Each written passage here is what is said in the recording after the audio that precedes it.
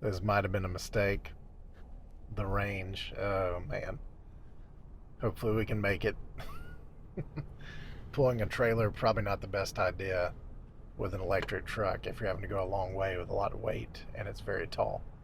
But if we do make it back, it's going to be one of the cheapest trips we've ever done to do this. So stay tuned and we'll see if we make it. I hope so. Today we're going to be moving around this trailer. We're taking it to Corinth, Mississippi from Muscle Shoals, Alabama. We're opening it up and show you what we got in here. We got about 4,200 pounds of speakers that we're returning to a buddy of ours from a show we just did with Tracy Lawrence. Our sweet custom trailer that we did ourselves. So lots of weight. Got it somewhat off kilter. We got a little more weight on that side. We got the fly bars in the very front for a little bit of weight on the tongue. So when you add this up with the weight of the trailer, we're going to be pushing somewhere around, I think, 6,800 pounds or so. Might be a little bit more. We'll get the exact math on that. But we're going to hit the road, see if we can make it all the way there and back without charging. Hopefully we won't have to charge. So we're hooking up and we'll get you guys the weights and everything. Rear camera makes it very easy just to back up, especially the old hitch thing. Just go right on it. So 293 miles of range. I'm about to make the 7x16 enclosed trailer active, and once we do that, it should end up changing up everything. Oh, it says it will take a few miles of towing to get the most accurate. That's cool. This must be from an update. So interesting. So then it went ahead and did it. Changed us down to 155. We'll see how accurate that is. So we were hooked up to the tow and stow, which is pretty nice. They're rated for 10,000. The thing flips backwards to where you don't ever hit your leg on it, or other people don't. And really not squatting much at all to be as much weight as it is. Might be down an inch or two. So hit the road and see how it goes. Since we do have a lot of weight this time, I'm actually going to change our setting to driving mode. I'm reaching to this if it will do anything. We'll change our driving mode to tow, and actually it already did it for us. So starting out 0, 19 minutes, and we'll go ahead and hit it going. So we just made this drive with the F-150 Limited we've got. That's the Power Boost, and we averaged, I think it was 6.8 miles per gallon. It wasn't great at all. This thing's just a huge wind cell. That's the only big problem about it. So we're gonna see how well we do with this. I'm not gonna go over 65 just to try to conserve energy, but I can already tell you this thing takes off so much easier than the Power Boost does, which the Power Boost, having that little bit of added torque, really helps from its little electric engine, or sorry, electric motor that's in conjunction with the 3.5 liter. But very happy with this thing. We just drove it yesterday all the way back to pick up a box truck that we purchased, and it did great. We got back with a ton of energy left, way more than I thought we would, and averaged, I think it was 2.1 miles per kilowatt hour, and that was with us going pretty fast too. So we'll see how it does with this big wind drag. We'll update after a couple miles. So already one cool thing that we noticed, first off, we're getting 1.1, which is pretty nice. Going pretty slow till we get out of town. When I turn my blinkers on, it turns on the camera from that side to be able to see past the trailer, which is awesome. To my knowledge, the Power Boost Limited that we've got does not do that. So also, it just read that our speed limit was 55, so it's increasing us to 60 on its own, because I've got it on assist, whatever that's called, with the cruise control. I don't think you can let it steer for you in tow haul mode. We'll test that out in a little bit, but at least you can use the adaptive, I think it's called adaptive cruise control. But we will get back with an update, but I really do like that ability to see very well what's going on behind you, especially since the mirrors are not quite suited for towing that come with these stock. But regenning, having to use the brakes a little bit to stop for this light, turn before I wanted it to. I'm not going to reclaim as much energy as I want, but still got 80%, so that's not bad to have to use the brakes. So I put in where we're going using Apple CarPlay. I would have liked to have used Ford's, but you can't use the little button and say navigate to. I guess when it is driving, it will not allow you to do that. So we've still got 44 miles to go. Supposedly we can go 104 miles. That is as of now. We'll see if it corrects a little bit more. So we should be able to make it there and back. We'll see. I know getting the weight out of the trailer, you would think it would help a lot, but it really doesn't. We did some videos on that. The drag is the biggest problem that we have. But yeah, still so far, I would pick this over the Power Boost pretty much any day for driving. I think this dual independent rear suspension in the back just really helps out over having an axle in the front and the back and everything for the four-wheel drive. So it's much better ride. I actually like these cloth seats, like I've talked about before, more than the leather seats because it's just so much quieter in the cab. But we'll keep on driving. Brought us up to 70. That's because I've got that adaptive cruise control on. So to make it more fair, we'll go back down to 65. And we will keep it there just to see what it will do. So we'll check back in a couple other miles. So 20-mile update here. We're teetering back and forth between 0.8, 0.9 miles per kilowatt. Still averaging that 65 miles per hour. Mainly the trip up is going to be, gosh, so many bugs. Trip up is going to be mainly uphill. So the thing that I've really noticed here, and maybe we can get behind this guy and get a little bit of free miles. The biggest notice is there's no shifting of gears, of course, since this is electric drive. So we are able to easily go up these hills, which is probably one of the reasons we're eating so much energy. It's just maintaining 65 as if it's a piece of cake. Our energy bar, it's never even approached 50% going up the hills much. It's so effortless for this thing to go. But the problem with that is it can eat a ton of energy to maintain the speed that you set it at. So if you're really trying to go for a little bit more distance, it might be good when you're going up those hills to let it go down to 55 or 60 or 45. I mean, realistically, some of our box trucks, there are hills that we have to get down to 35 miles per hour. So some of you watching this video are probably thinking, oh my goodness, you can only go 100 and whatever miles pulling a trailer. But man, when I'm in our F-150 with a 3.5 liter EcoBoost, I have to stop every, I think, 150 to 200 miles. And I've got a video that I'll upload at some point where we drove a very, very long distance. And I had to refuel, I believe, 8 times. So you still have to stop and refuel all the time anyway. So on this, it takes a little bit longer. I mean, you're probably looking at, I've never had to do supercharge. I've just charged at our house, thankfully. Now on our Tesla, I've done it before, and it was 20 minutes to go from 18% back up to 80 something. So I don't know. There are advantages and disadvantages. The big advantage, it's going to hardly cost anything for me to tow a massive amount of equipment 50 miles to Mississippi and back to Alabama. And if I was doing it gas, it would cost a ton. Because when we picked these up, I actually drove our gas vehicle because I didn't have time for the charging. And it ended up costing well over $100 to go to Tupelo and back. So we'll get you updated back when we get the next couple miles. About to hit Mississippi up here, and you can see the roads definitely change.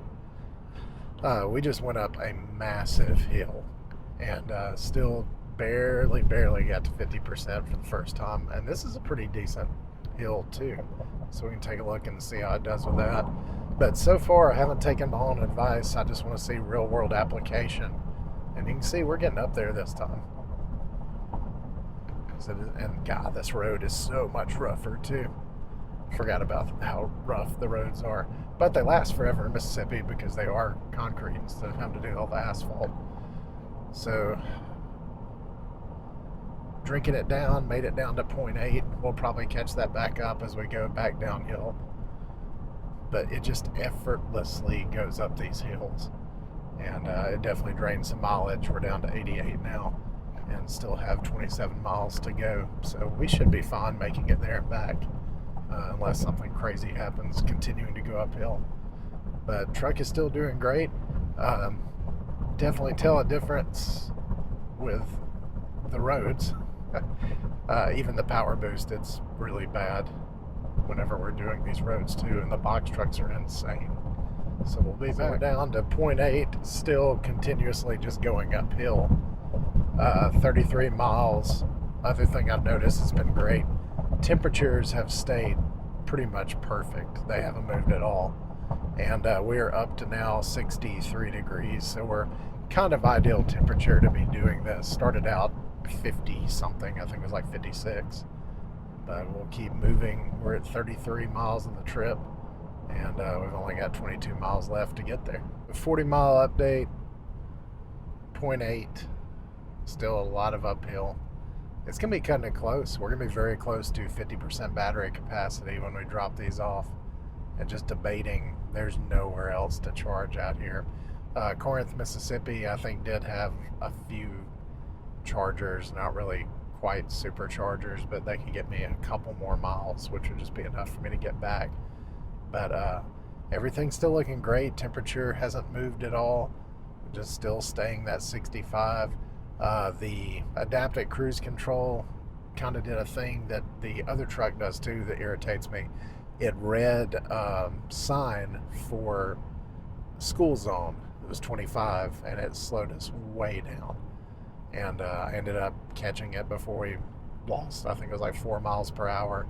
But that is kind of frustrating. I know it's kind of hard for the truck to know the difference between an actual speed limit sign and a school zone sign. But maybe that can be something in the future they can program. So still doing good, staying between that 0.8, 0.9.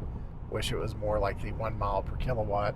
I will say if we would have got the Platinum, which we're looking at, it has even less range than these flashes do. So I'm kind of glad we didn't get that, because there's no way we could have made it back here and back on one charge. But we might still charge. It just depends on what it looks like when we get there. Not sure if it's something with Mississippi roads, but man, it keeps trying to slow me down to 25. And it has done it the last couple miles 8 times. So I think I'm about to just turn adaptive cruise control off and just do it manually from here on out, which is just sad. But if you guys know, let me know in the comments why it's been doing that. And I mean, none of the signs even said 25. There would be your typical yellow sign, but I would think that wouldn't be enough to make this go to 25. It's very odd. And here we go again. It's trying to slow it down. So yeah, about to just turn this off. We've arrived at the Crossroads Arena here. It goes way back there. Gonna drop off the gear. They've got Sammy Kershaw coming up. So we've used 90% of our power on driving, 1% accessories, 1%. So the majority of that power went to driving. Average 0.9 and 55 miles. Gonna drop it off and head back unloaded and into the arena. It's a really cool place here. They do a lot of concerts. They got all the speakers and the fly bars dropped off. And about to take the Lightning back. We'll get in and see how much range, what we think we can do. Turn this light off before I forget inside. It's set up really nice though. You've got a huge loading dock area to where you can back up into the arena on the stage. Used to be a chert floor, now it's actually concrete, which is cool. They hang these big old guys to help out with sound in here. But we're gonna head on back with 57% charge left. So unless something just terrible happens, we should be able to make it back without a problem. So I'm gonna go ahead and try to do it without charging. 0.9 on the way up here. It is mainly uphill. I was doing the one pedal driving, trying to get as much back as I could. We now have an empty trailer, so it'll help a little, but not a lot. So we'll head on back. So on the trip up here, learned a few things. Learned, which I might have already known that works, but I forgot it. I like it. Learned that it does take a lot of electricity to make it places. And the other thing is that the turning radius, even though it is a smidge better, I believe, is still pretty terrible. Our F450s will literally turn circles around this. So we're going to do a test with this truck versus our limited on turning radius to see if there is a difference or if it's just all in our heads. But we're going to get back up to 65 and head back and see what we can do. One more look at the Crossroads Arena in Corinth, Mississippi. So lots of concerts there if you live near here. It's going to be a bit scary. It says 54 miles is how far we got to go, and 58 miles is how much we got. Or are we gonna make it? Hauling the big trailer. We will see. There's nowhere to charge between where I'm at and there. I'm a little too far away now.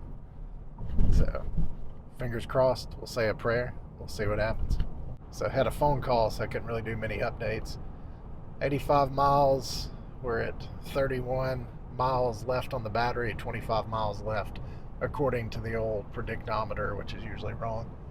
So kind of stupid what I'm doing. If anything goes wrong, then I'll be stuck somewhere. So if there's a traffic jam or pretty much anything, this was a stupid idea.